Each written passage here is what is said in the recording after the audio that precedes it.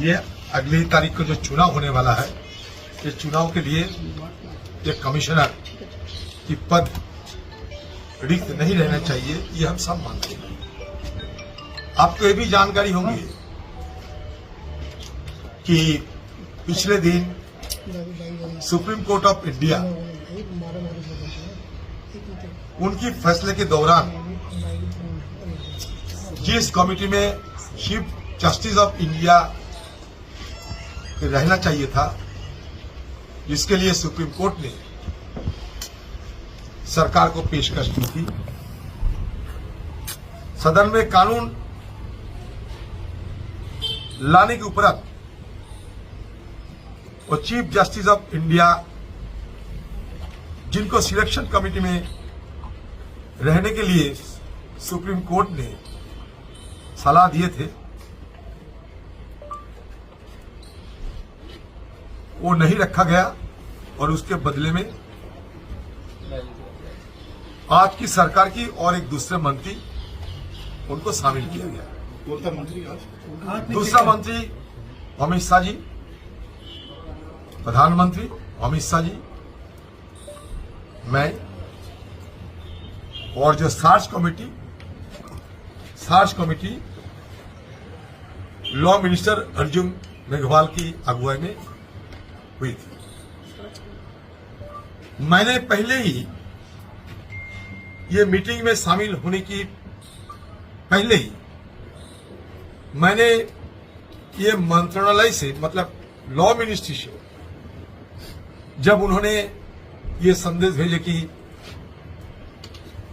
चयन की मीटिंग होगी, सिलेक्शन कमेटी की मीटिंग होगी, तो मैंने पहले ही एक शॉर्ट लिस्ट मांगा था। मतलब एक शॉर्ट लिस्ट, मतलब छोटा सा सूची हमें सौंपा जाए, क्योंकि ये चयन की पहले शॉर्ट लिस्ट बनते हैं।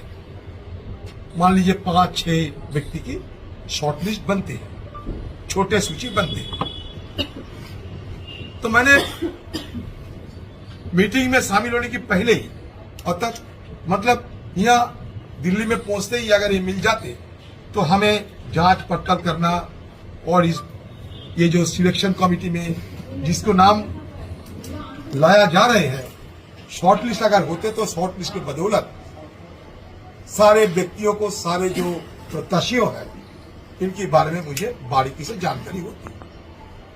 लेकिन वो मौका मुझे नहीं मिली, क्योंकि मुझे जो सूची दिए गए थे वो मान लीजिए कुल मिलाकर 212 जन की, 212।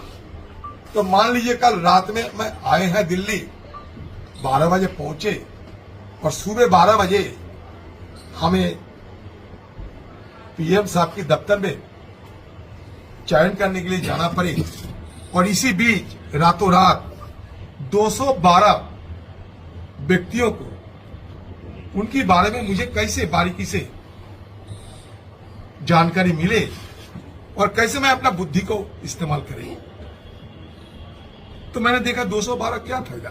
दूसरी बात, हमारा जो कमेटी, ये कमेटी की में एक प्राइम मिनिस्टर है, उसके साथ होम मिनिस्टर, मतलब 2 मंत्री, और मैं एक विपक्ष। मतलब शुरू से ही इस कमेटी में बहुमत सरकार की पक्ष में है। तो इसलिए मैं कहीं या ना कहें, सरकार जो चाहेगी वही होगी। सरकार की मंशा मुताबिक ये इलेक्शन कमिश्नर उसका चयन होगी। बीच में विनीत गोयल साहब, वो भी